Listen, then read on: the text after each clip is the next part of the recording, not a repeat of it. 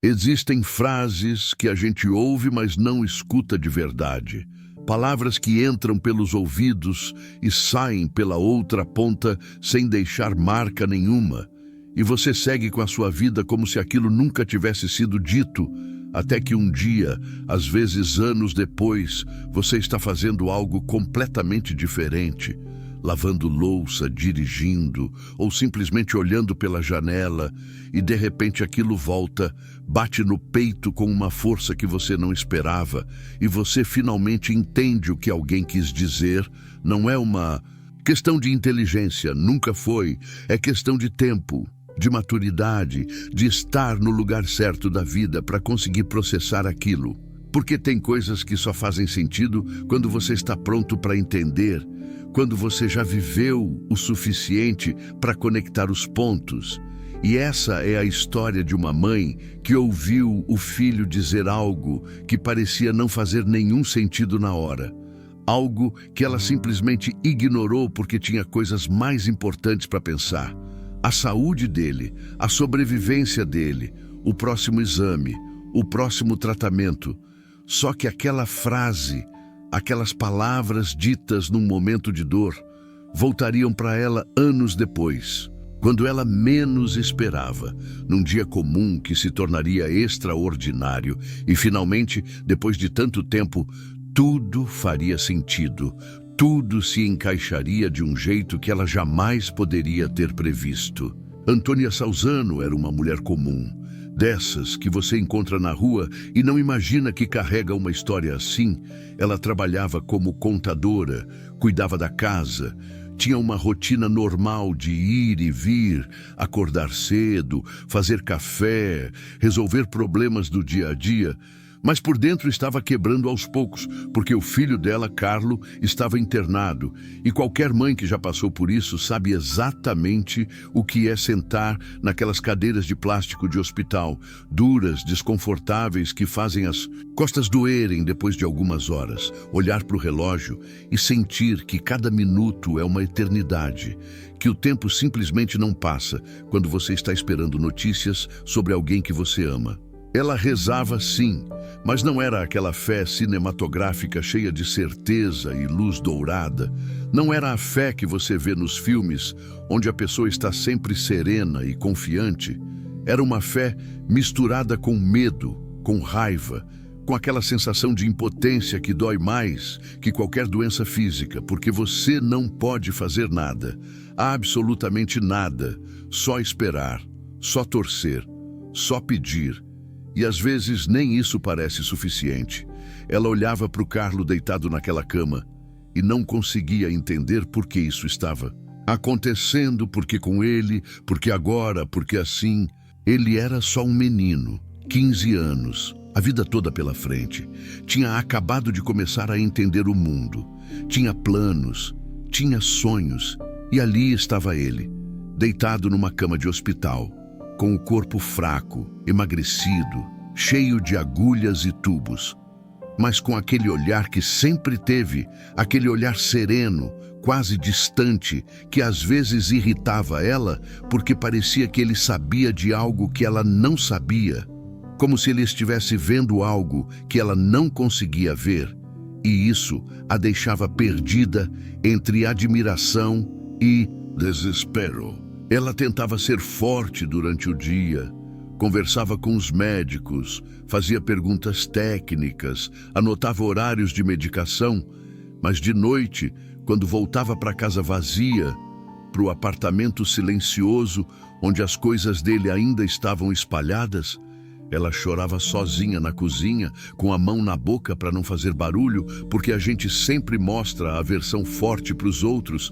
sempre coloca uma máscara quando tem gente por perto, mas por dentro está despedaçando, e ninguém vê isso, ninguém sabe da dor que você carrega quando está sozinho. E ela pensava em tudo que ainda queria viver com ele, as conversas que ainda queria ter, sobre a vida, sobre o futuro, sobre namoro, faculdade, trabalho, todas aquelas coisas que mãe imagina compartilhar com o filho quando ele cresce, os lugares que ainda queria mostrar, as viagens que tinham planejado, mas sempre adiado, porque sempre tinha tempo, Sempre tinha depois, mas agora o tempo estava escorregando pelos dedos dela como areia, e ela não conseguia segurar, por mais que tentasse, por mais que rezasse, por mais que implorasse, nada mudava. Carlo não era como os outros meninos da idade dele, não no sentido de ser especial de um jeito óbvio ou chamativo. Mas ele tinha uma calma que não combinava com 15 anos. Uma serenidade que você esperaria encontrar em alguém muito mais velho. Alguém que já viveu muito, que já passou por muita coisa, enquanto outros adolescentes estavam preocupados com videogame, futebol, com quem estava namorando quem na escola. Ele passava horas no computador catalogando milagres eucarísticos, pesquisando casos ao redor do mundo, organizando informações, tirando fotos, criando um site para mostrar para o mundo que aquelas histórias eram reais, que aqueles eventos tinham acontecido de verdade. E ele não fazia isso de um jeito chato ou pregador. Não era daqueles que fica empurrando religião goela abaixo. Ele simplesmente acreditava, com aquela fé simples de criança, mas profunda como a de um adulto. A fé de quem não precisa provar nada para ninguém, porque está genuinamente convencido, e mesmo agora, deitado naquela cama de hospital, com leucemia avançada, com o corpo falhando dia após dia, ele não reclamava, não perguntava por que eu. Não tinha aquele discurso de vítima que seria completamente compreensível para alguém na situação dele. Ele apenas aceitava, com uma paz que beirava o sobrenatural. E isso deixava a mãe dele dividida entre admiração e desespero, porque como um filho pode estar tão em paz quando a mãe está em pedaços? Como ele pode sorrir, fazer piadas, conversar normalmente, enquanto ela está por dentro gritando de dor? Ela queria que ele tivesse raiva, que ele lutasse, que ele mostrasse medo, porque isso seria normal, seria humano. Mas Carlo estava além disso. E ela não sabia se isso a confortava ou a assustava. Carlo falava coisas, não o tempo todo. Ele não era daqueles que vivem soltando frases de efeito, mas de vez em quando, em momentos aleatórios, ele soltava frases que pareciam vir de outro lugar, de outra dimensão. Não eram frases de menino de 15 anos preocupado com prova de matemática e jogo de videogame. Eram frases que você esperaria de alguém que já tinha visto muito mais do que deveria, de alguém que tinha acesso a uma sabedoria que não vem de livros. E Antonia já tinha aprendido a não discutir, porque quando Carlo dizia algo assim, ele estava convicto, tinha aquele tom de voz firme mais suave, e discutir não levava a lugar nenhum, mas ela também não levava tudo a sério, porque no fundo, lá no fundo mesmo, ela pensava que aquilo era só a fé dele, o jeito dele de lidar com o medo da morte, uma espécie de mecanismo de defesa psicológica. E talvez fosse melhor assim, talvez fosse melhor deixar ele acreditar no que precisava acreditar para ter paz. Foi num desses dias, com Carlo já muito fraco, voz cansada, movimentos lentos, que ele olhou para ela de um jeito diferente. Não era o olhar de sempre, era um olhar mais profundo, mais penetrante, como se ele estivesse vendo através dela, vendo o futuro dela, e disse algo. Não foi uma frase longa, não foi nada rebuscado ou poético, foi algo simples, direto, poucas palavras que soaram completamente fora de contexto naquele momento, porque eles estavam falando sobre o almoço, sobre se ele queria comer alguma coisa, se estava com apetite, e de repente ele desviou o assunto completamente. Ele falou com aquela voz cansada, mas ainda firme, com aquela convicção que ele sempre tinha quando dizia algo importante, e Antônia ouviu as palavras, claro que ouviu, elas entraram pelos ouvidos dela, mas não processou o significado, porque na cabeça dela o que importava era manter o filho vivo, dar o próximo remédio na hora certa, chamar a enfermeira se a dor aumentasse, ligar para o médico se a febre voltasse, não decifrar frases enigmáticas que não tinham nada a ver com o momento. Ela meio que assentiu, Deu um sorriso fraco daqueles que a gente dá quando não está realmente prestando atenção, mas quer ser educado. E mudou de assunto rapidamente. Voltou a perguntar se ele queria água, se estava com dor, se precisava de mais um travesseiro. Coisas práticas, coisas concretas, coisas que uma mãe faz quando não quer pensar no que realmente importa, quando não quer encarar a possibilidade de que talvez aquele seja um dos últimos dias, uma das últimas conversas. E a frase ficou ali, suspensa no ar daquele quarto de hospital, sem peso, sem significado aparente, sem urgência. Só mais uma das coisas que Carlo disse e que ela não tinha energia para entender, não tinha espaço mental para processar, porque a mente dela estava completamente ocupada com medo, com ansiedade, com aquela lista infinita de preocupações que uma mãe tem quando o filho está morrendo. Ela não sabia, não tinha como saber, que aquelas palavras voltariam, que elas a perseguiriam de um jeito silencioso, discreto, aparecendo de vez em quando na memória como um eco distante, até que um dia, anos depois, elas finalmente explodiriam dentro dela com uma clareza que tiraria o fôlego, e aí sim, aí finalmente tudo faria sentido. Carlo morreu alguns dias depois daquela conversa, e quando alguém morre assim, jovem demais, rápido demais, antes do que qualquer cronologia natural permitiria, é como se o mundo parasse por um segundo, como se tudo congelasse, mas ao mesmo tempo continuasse girando sem você. As pessoas continuam indo para o trabalho, os carros continuam passando na rua, o sol continua nascendo todo dia. E você fica ali parado, paralisado, vendo tudo acontecer ao seu redor, mas sem conseguir participar. Antonia entrou naquele estado que todo mundo que perde alguém conhece, mas que ninguém consegue descrever direito até viver, onde você funciona no automático, como um robô programado para executar tarefas básicas. Você acorda porque o corpo acorda, você come porque o corpo precisa de comida, você responde quando te perguntam algo, mas as respostas saem da boca sem passar pelo cérebro. Você arruma a casa, vai ao mercado, paga contas, mas por dentro você está completamente ausente, completamente desconectado da realidade. Os primeiros meses foram os piores, porque ainda tinha cheiro dele nos cobertores, aquele cheiro único que cada pessoa tem e que a gente só percebe quando a pessoa não está mais lá.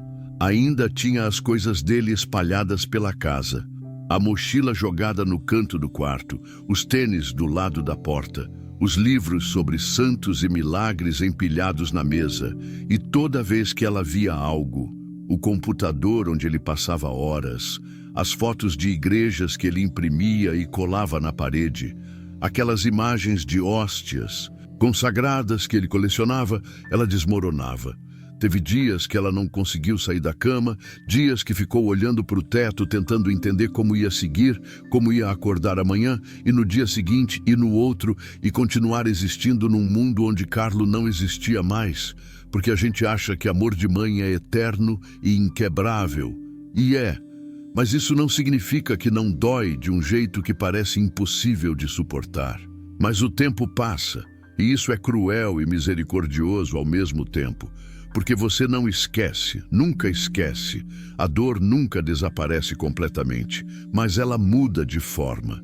Deixa de ser aquela dor aguda que te paralisa e se transforma numa dor crônica, constante, mas que você aprende a carregar, aprende a conviver, como uma cicatriz que dói quando o tempo muda, mas que você já sabe que está ali. E a vida de Antonia foi seguindo. Devagar, tropeçando, caindo e levantando, ela voltou a trabalhar porque precisava pagar as contas, voltou a sair de casa porque ficar trancada não trazia Carlo de volta, voltou a sorrir de vez em quando, não aquele sorriso genuíno de felicidade, mas aquele sorriso educado que a gente dá para não deixar os outros desconfortáveis. E aos poucos, ela aprendeu a falar sobre Carlo sem chorar toda vez. Aprendeu a contar histórias sobre ele sem sentir que estava morrendo por dentro. E aos poucos, ele foi se tornando uma memória doce, Em vez de uma ferida aberta, ela conseguia lembrar das coisas boas sem ser imediatamente esmagada pela dor. Conseguia ver fotos dele sem desmoronar. Conseguia entrar no quarto dele sem sentir que o chão estava desaparecendo debaixo dos pés. E ela achou que estava bem, que tinha superado, que tinha aprendido a viver com a ausência. Mas, na verdade, ela só tinha aprendido a fingir. E a vida tem um jeito de mostrar isso pra gente quando a gente menos espera. Foi mais ou menos nessa fase, quando ela achava que já tinha processado tudo, que tinha fechado aquele capítulo da melhor forma possível, que começaram a chegar as cartas. No começo eram poucas, uma aqui, outra ali, cartas de pessoas que conheceram Carlo em peregrinações, em encontros de jovens, em eventos da igreja, gente que ela nunca tinha visto na vida, que morava em outras cidades, outros países até, e todas diziam a mesma coisa. Carlo tinha deixado uma marca. Ela começou a receber notícias estranhas, histórias que ela nunca tinha ouvido. Uma mulher escreveu contando que Carlo ajudou ela numa crise de fé. Outra pessoa dizia que ele previu algo que aconteceu meses depois. Um padre mencionou que Carlo tinha um conhecimento sobre teologia que não era normal para a idade dele. E no começo, Antônia achava aquilo tudo meio exagerado, porque mãe sempre acha que os outros estão idealizando o filho, colocando ele num pedestal que ele não merece. Mas quanto mais histórias chegavam, mais ela percebia que tinha algo ali, algo que ela mesma não tinha visto quando Carlo estava vivo, porque a gente nunca vê direito quem está perto demais. A gente normaliza, acha que aquilo é só jeito de ser, não percebe que talvez seja algo maior. E ela começou a reler as coisas que Carlo escreveu, os textos que ele deixou no computador, as anotações sobre os milagres eucarísticos, e viu uma profundidade que ela não tinha notado antes. Tinha uma carta específica de uma senhora mais velha que dizia que Carlo conversou com ela depois de uma missa e disse algo sobre o sofrimento dela, algo que ele não tinha como saber, porque ela nunca tinha contado para ninguém. Era um sofrimento antigo, enterrado, e Carlo simplesmente olhou para ela e disse exatamente o que ela precisava ouvir. E a mulher escreveu dizendo que aquilo mudou a vida dela, que ela carregou aquelas palavras por anos como um amuleto. E foi lendo essa carta, numa tarde de domingo, sentada na varanda de casa com um café esfriando na mesa, que Antônia lembrou de novo da frase que Carlo disse naquele dia no hospital. A frase que ela tinha ignorado, que ela tinha deixado passar como se fosse só mais uma coisa aleatória. E pela primeira vez ela pensou, será que aquilo significava algo mais? Será que eu perdi algo importante? Mas a vida seguiu. Ela não ficou obcecada com isso, não começou a procurar significados ocultos. Em tudo, ela apenas guardou aquilo num canto da mente, como você guarda uma peça de quebra-cabeça que não sabe onde encaixa, mas sabe que uma hora vai fazer sentido. E ela continuou vivendo, continuou trabalhando, continuou recebendo cartas, continuou vendo o legado de Carlo crescer de um jeito que ela nunca imaginou. Começaram a falar sobre beatificação, sobre processo de canonização, palavras grandes e assustadoras que ela não entendia direito. Gente da igreja aparecia querendo fazer perguntas, querendo documentar milagres, querendo provas de que Carlo era santo. E ela achava aquilo tudo estranho, porque para ela Carlo era só o filho dela, o menino que gostava de computador e de pizza, que tinha medo de injeção e que ria alto quando assistia desenho. Mas ela cooperou. Respondeu perguntas, deu entrevistas, contou histórias, deixou que mexessem nas coisas dele. E aos poucos, ela foi percebendo que talvez o mundo tivesse razão. Talvez Carlo realmente fosse especial de um jeito que ela nunca conseguiu ver completamente, porque mãe vê filho, não santo. Mãe vê o menino que precisa tomar banho e fazer lição de casa, não o místico que está em contato com algo maior. Passou-se mais tempo, muito mais tempo, anos se acumularam. Carlo foi beatificado, virou notícia, virou referência para a juventude católica. E Antonia já não pensava tanto naquela frase. Ela tinha guardado aquilo tão fundo que quase tinha esquecido. Quase, mas não completamente. Porque tem coisas que ficam ali, dormentes, esperando o momento certo de acordar. Até que um dia, muito tempo depois da morte de Carlo, ela recebeu uma notícia. E eu não vou entrar em detalhes específicos porque não é sobre o evento em si, não é sobre o que aconteceu externamente, é sobre o impacto que causou internamente. Foi algo na vida dela, algo pessoal, doloroso, completamente inesperado, o tipo de coisa que te faz questionar tudo de novo, que te joga de volta naquele lugar escuro onde você acha que não vai conseguir sair, onde você acha que não tem mais força para continuar. Foi algo relacionado à família, ou à saúde, ou as duas coisas juntas. Não importa os detalhes concretos, importa que era grande, era devastador. Era o tipo de situação que te tira o chão, que faz você se perguntar se vale a pena continuar tentando, se vale a pena acordar amanhã e enfrentar mais um dia. E ela estava sozinha quando isso aconteceu, sentada na sala da casa dela, a mesma sala onde Carlo cresceu, onde ele passava horas no computador, onde eles tinham tantas conversas. Ela estava olhando para a parede, sem ver nada realmente, apenas olhando, com aquele olhar vazio de quem está processando algo grande demais para caber dentro do peito, sentindo aquele peso que você sente quando a vida te quebra mais uma vez. Quando você acha que já sofreu o suficiente, mas a vida decide que não, que ainda tem mais, que sempre tem mais. E não era nem a dor física ou o medo do futuro, era algo mais profundo, era uma sensação de injustiça cósmica, sabe? Aquela sensação de, por que eu de novo? Por que sempre eu? O que eu fiz para merecer isso? E ela não estava com raiva de Deus, não era isso. Era mais uma exaustão existencial, um cansaço de alma que vai além do corpo, o tipo de cansaço que não passa com uma noite de sono. Ela tinha rezado pela manhã, como sempre fazia, tinha acendido uma vela para Carlo, como sempre fazia, mas aquilo parecia vazio agora, parecia automático, mecânico, sem significado real.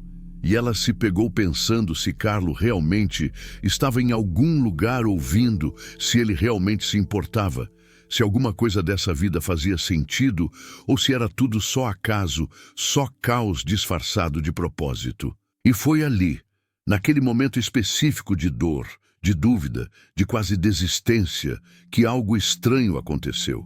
Ela não estava pensando em Carlo naquele segundo, não estava pedindo um sinal, não estava rezando, ela estava apenas quebrada, vazia, esgotada, olhando para a parede com lágrimas secas no rosto porque já tinha chorado tanto que não saía mais nada. E de repente, sem aviso, sem preparação, a frase voltou, não como uma lembrança vaga, não como algo que você tenta lembrar e vai reconstruindo aos poucos, mas como se alguém tivesse sussurrado diretamente no ouvido dela. Clara, nítida, exatamente com a voz de Carlo, com o tom que ele usou naquele dia no hospital anos atrás, palavra por palavra, sílaba por sílaba, e dessa vez, pela primeira vez em todos esses anos, ela entendeu. A frase que Carlo disse não era sobre a doença dele. Nunca foi. Ele não estava falando sobre morrer, sobre o câncer, sobre o sofrimento que ele estava vivendo naquele momento. Ele estava falando sobre isso, sobre esse momento exato que ela estava vivendo agora, anos depois. Ele estava falando sobre o que viria, sobre o que ela enfrentaria quando ele não estivesse mais lá fisicamente, sobre essa dor específica que ela estava sentindo nesse dia específico. E, de alguma forma, naquele leito de hospital fraco, com o corpo falhando, com dias ou horas de vida restantes, ele tinha visto o futuro dela, tinha visto essa dor que ela sentiria anos depois, e tinha deixado aquelas palavras ali, plantadas, como uma semente que você enterra e esquece, mas que está crescendo debaixo da terra, invisível, até que um dia brota e você vê o que sempre esteve ali. Ele sabia, e isso é a parte que mais mexeu com ela. Ele sabia que ela não entenderia naquele momento, sabia que ela estava focada em mantê-lo vivo, em negar a morte que estava chegando, em se agarrar a qualquer esperança de tratamento, de milagre médico, de reviravolta. Mas ele disse mesmo assim, porque sabia que um dia, quando ela mais precisasse, quando estivesse mais perdida, mais sozinha, mais quebrada, aquilo voltaria. Era um presente embrulhado que você só abre na hora certa. Era um recado deixado no futuro. Era ele cuidando dela mesmo sabendo que não estaria lá. E a precisão disso, a especificidade disso, tirou o fôlego dela. Porque a frase não era genérica. Não era algo tipo, vai ficar tudo bem ou você é forte. Era algo específico, relacionado diretamente ao que ela estava passando naquele momento. Como se ele tivesse visto exatamente o que ia acontecer. E não foi uma compreensão intelectual. Não foi como quando você resolve um enigma no papel e vê a lógica funcionando. Foi visceral, foi física. Foi como se uma mão invisível tivesse tocado o peito dela e dito sem palavras, respira, você não está sozinha. Eu vi isso chegando, eu me preparei para esse momento, eu deixei isso aqui esperando por você. E naquele momento Antonia não sentiu mais dor. Ou melhor, a dor continuava ali. O problema continuava existindo. A situação não tinha mudado externamente, mas por dentro tinha algo maior junto agora. Tinha paz, tinha a certeza absoluta, inabalável, de que ela não estava sozinha, de que o filho dela, mesmo morto há tantos anos, ainda estava cuidando dela, ainda estava presente, ainda estava atento. Ela ficou sentada ali, na mesma posição, mas tudo tinha mudado. Era como se o peso tivesse saído dos ombros dela. Não porque o problema foi embora, mas porque agora ela sabia que conseguiria carregar. Ela sabia que tinha ajuda, que tinha força vindo de algum lugar que ela não via, mas sentia. E ela começou a chorar de novo. Mas era um choro diferente, não era aquele choro desesperado de quem não vê saída. Era um choro de alívio, de gratidão, de reconhecimento. Ela falou em voz alta, mesmo sabendo que não tinha ninguém ali, disse, eu entendi, Carlo. Finalmente eu entendi.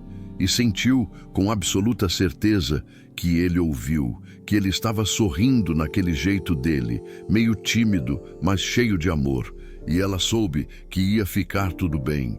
Não porque o problema seria resolvido magicamente, mas porque ela não estava mais sozinha para enfrentar. Nada mudou externamente nas semanas seguintes. A situação que ela estava enfrentando continuou sendo difícil, continuou exigindo dela, continuou doendo, mas por dentro algo fundamental se reajustou. Como quando você está andando com um sapato desconfortável e de repente percebe que pode tirar e andar descalço. Não que o chão fique mais macio, mas você está em contato direto com ele. Você sente diferente. Ela passou a carregar aquilo de um jeito diferente. Não com revolta, não com desespero, não com aquela pergunta constante de por que eu, mas com aceitação. E não era uma aceitação passiva, daquelas que a gente força porque não tem escolha, porque todo mundo diz que você precisa aceitar. Era uma aceitação genuína, profunda, que vem de entender que algumas coisas acontecem porque precisam acontecer, porque fazem parte de algo maior que a gente não enxerga completo. Ela começou a reler todas as cartas que tinha recebido sobre Carlo ao longo dos anos, cartas que ela tinha guardado numa caixa embaixo da cama e não olhava faz tempo, e começou a perceber padrões que nunca tinha visto antes. Outras pessoas contando histórias parecidas de Carlo, dizendo coisas que só fizeram sentido depois, de ele deixar sementes plantadas que brotaram anos mais tarde. Tinha uma carta de um padre que contava que Carlo disse algo sobre perseverança justamente no dia em que o padre estava pensando em desistir do sacerdócio. Mas ele só percebeu isso meses depois, quando olhou as datas e viu que era o mesmo dia. Tinha outra de uma mãe que disse que Carlo aconselhou ela sobre o filho, justamente quando o filho estava passando por aquilo. Mas na época, ela não tinha contado isso para ninguém, e Carlo não tinha como saber. E Antônia percebeu que aquela frase não era a única coisa que ele deixou assim. Ele tinha deixado várias sementes, espalhadas em conversas que pareciam casuais, em momentos que pareciam sem importância, em frases soltas que só fariam sentido no tempo certo. E agora ela via o padrão, via que Carlos sabia, sempre soube, que ele tinha uma conexão com algo maior que dava a ele acesso a informações que não deveriam estar disponíveis. E ela começou a viver diferente. Não de um jeito radical ou óbvio, não largou tudo para virar freira ou coisa assim, mas começou a prestar mais atenção nas coisas pequenas, nas conversas que parecem sem importância, nas frases que as pessoas soltam e que a gente ignora porque está ocupado. Começou a perceber que talvez a vida seja cheia dessas sementes, dessas mensagens plantadas no tempo, esperando o momento certo de brotar. Ela começou a ser mais paciente consigo mesma, a não cobrar tanto entender tudo imediatamente, a confiar que algumas coisas só vão fazer sentido lá na frente. E isso tirou um peso enorme de cima dela, porque a gente se cobra muito de entender tudo, de estar sempre no controle, de sempre saber o próximo passo. Mas às vezes a gente não precisa saber. Às vezes a gente só precisa confiar. Isso me faz pensar em quantas vezes alguém disse algo para você e você não deu atenção. Quantas frases ficaram perdidas no ar porque você estava ocupado demais, cansado demais, preocupado demais para ouvir de verdade. Porque a vida é assim. A gente vive tão rápido, tão cheio de urgências, tão focado no próximo compromisso, na próxima conta a pagar, no próximo problema a resolver, que perde as coisas importantes que estão acontecendo bem na frente dos nossos olhos. E só percebe quando já passou, quando aquela pessoa não está mais ali, quando aquele momento já foi. E aí fica aquele gosto amargo de oportunidade perdida, de eu deveria ter prestado mais atenção, eu deveria ter perguntado mais, eu deveria ter ficado mais tempo. Mas talvez, só talvez essas frases estejam esperando, guardadas em algum lugar da sua memória, prontas para voltar quando você precisar, no momento certo, da forma certa. Porque tem coisas que não são para ser entendidas imediatamente. Tem mensagens que precisam de tempo para amadurecer, para fazer sentido. É como um vinho que precisa envelhecer, ou uma fruta que precisa de sol e chuva antes de ficar doce. Você não pode forçar, você não pode acelerar, você só pode confiar no processo e esperar que quando chegar a hora você esteja atento o suficiente para perceber. E talvez a fé seja isso.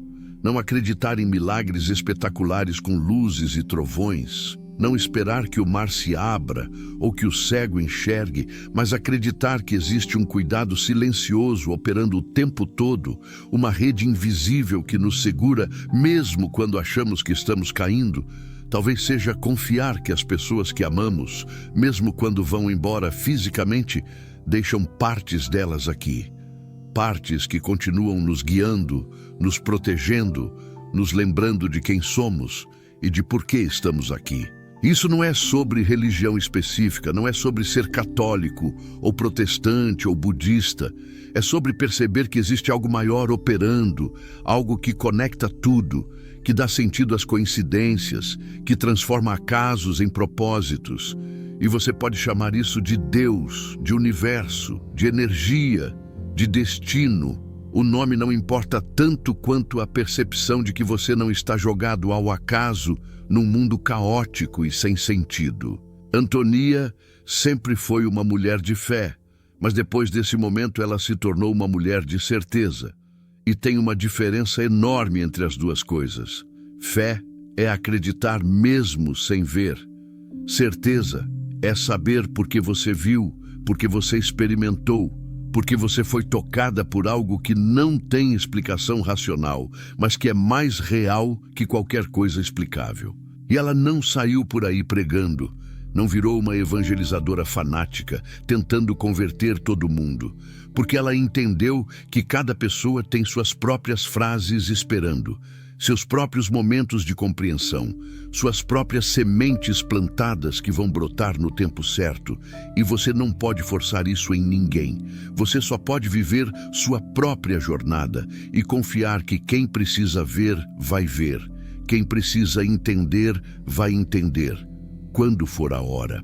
Se essa história encontrou você hoje, se você chegou até aqui e não pulou, não desligou, não foi fazer outra coisa, talvez não seja por acaso, talvez seja porque você também está carregando uma frase que ainda não entendeu, ou porque você está passando por algo que só vai fazer sentido lá na frente, quando você olhar para trás e perceber que tudo estava conectado desde o começo, que não havia acidentes, apenas um roteiro muito maior do que você conseguia ver quando estava vivendo. E tudo bem não entender agora. Tudo bem estar confuso, estar com medo, estar cansado de tanto tentar decifrar os sinais, porque tem coisas que só o tempo explica, tem compreensões que só chegam quando você está pronto. E forçar não adianta, ficar obcecado não ajuda. Às vezes a gente precisa simplesmente soltar, confiar e viver, sabendo que uma hora tudo se encaixa, que uma hora você olha para trás e vê o sentido. Carlo deixou várias frases assim, espalhadas em pessoas diferentes, em momentos diferentes, e cada uma germinou no tempo certo, nenhuma antes, nenhuma depois, sempre no momento exato em que aquela pessoa precisava, e talvez seja assim com todos nós. Talvez a gente também esteja deixando sementes sem perceber, em conversas casuais, em momentos que a gente acha sem importância, e elas vão brotar em alguém lá na frente, quando essa pessoa estiver pronta.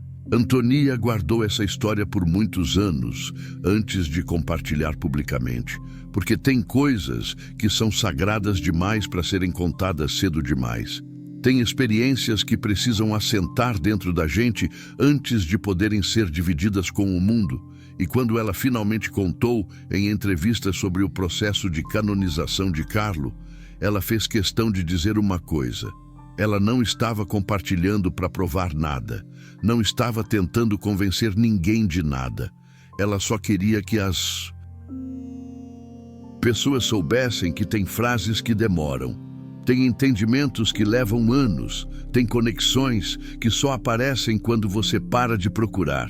E que tudo bem esperar, tudo bem não saber, tudo bem viver na incerteza por um tempo, porque quando chega, quando finalmente chega, chega com tanta força, com tanta clareza, que você sabe, você simplesmente sabe, sem sombra de dúvida, que aquilo estava ali o tempo todo esperando por você. Que você não estava sozinho, que nunca esteve. E se você está esperando entender algo que alguém te disse anos atrás, ou se você está esperando que alguém entenda algo que você disse e que na hora não fez sentido, tenha paciência, porque o tempo faz o trabalho dele. Devagar, em silêncio, mas sempre certeiro, sempre preciso, sempre no momento exato que precisa ser, nem antes nem depois, exatamente quando a semente está pronta para brotar. E talvez, só talvez você já tenha ouvido a sua frase, aquela que vai mudar tudo, aquela que vai fazer tudo fazer sentido. Mas você ainda não está pronto para entender e tudo bem, ela vai esperar. Ela vai ficar ali guardada, protegida, até o dia em que você acordar e ela voltar, clara como água, nítida como cristal, e aí você vai saber, você vai finalmente saber, que nunca esteve sozinho, que sempre houve um cuidado invisível te guiando, te protegendo, te preparando para o que estava por vir. Essa é a história da frase que Antonia Salzano ouviu do filho Carlo e só entendeu anos depois, mas no fundo é a história de todos nós, de todas as frases que ainda estamos carregando sem entender, de todos os momentos que vão fazer sentido quando for a hora, de toda a paciência que precisamos ter com nós mesmos e com o tempo, porque no final de tudo, o tempo sempre revela o que precisa ser revelado, sempre conecta o que precisa ser conectado, sempre cura o que precisa ser curado. E se você chegou até aqui, se essas palavras encontraram você de alguma forma, talvez seja porque você precisava ouvir isso hoje, talvez seja porque a sua frase está mais perto de fazer sentido do que você imagina. Ou talvez seja só porque você precisava saber que não está sozinho nessa jornada de tentar entender, de tentar conectar os pontos, de tentar encontrar significado no caos, e isso já é suficiente. Isso já vale alguma coisa. Obrigado por ter ficado até o fim, por ter confiado nessa história, por ter dado o seu tempo para ouvir sobre uma mãe, um filho, e uma frase que levou anos para fazer sentido e que, quando fez, mudou tudo.